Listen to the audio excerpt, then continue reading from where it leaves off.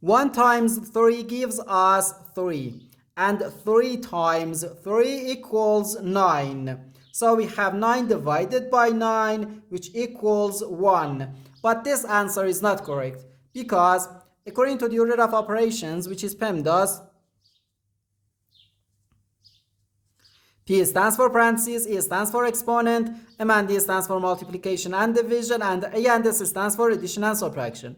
First we have to do parentheses, then exponent, then multiplication or division, and finally addition or subtraction. Remember that multiplication and division have equal priority and we have to work from left to right. And the same applies to addition and subtraction. In this expression we have one division, one multiplication, and one parentheses. Inside this parentheses we have one multiplication. Here we have a multiplication because in mathematics when a number is placed next to parentheses it means multiplication, and we usually don't write the multiplication sign for brevity. Okay, so according to the PEMDAS, first we have to do this parentheses, then this division, and finally this multiplication. If we do this multiplication before this division, it is wrong.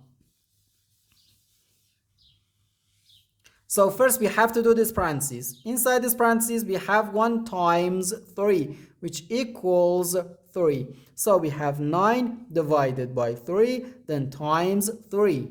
Now we have one division and one multiplication. As I said, multiplication and division have equal priority and we have to work from left to right. So here first we have to do this division. 9 divided by 3 gives us 3. So we have 3 times 3, which equals 9. And this is our final answer to this problem. The correct answer is 9.